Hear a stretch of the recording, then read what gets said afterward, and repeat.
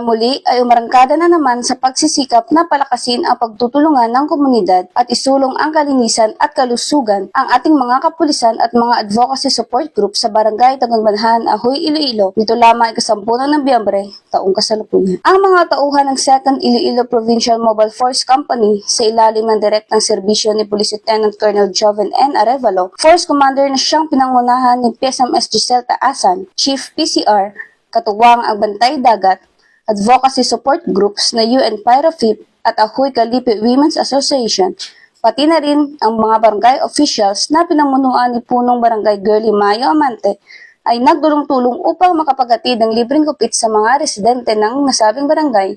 feeding program,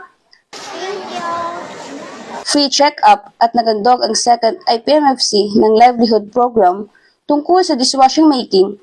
upang matulungan ang mga residente ng Barangay Tagubanhan at Barangay Puntabori na magkaroon ng pangkabuhayan at masigurado na maitutuloy nila ang programang ito. Tampok rin sa aktibidad ang Coastal Cleanup Drive na iginamisa ng mga opisyales mula sa Sangguniang Kabataan upang mapanatiling malinis at protektado ang mga likas na yaman ng kanilang pamayanan. Ang inisyatibang ito ng ating mga kapulisan at iba't ibang sektor ng lipunan ay nagpapakita ng malasakit ng labis sa mamamayan. Sa kabuuan, naging matagumpay ang nasabing aktibidad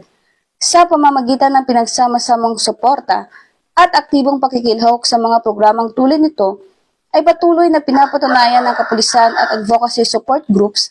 ang kanilang malasakit at dedikasyon sa pagpapanatili ng kapayapaan at kaayusan sa komunidad tungo sa bagong Pilipinas. Mula rito sa Police Regional Office 6, ako ay ng TNN Correspondent, Patrolwoman Lynette Sablon, alagad ng batas, tagataguyod ng Balitang Pulis.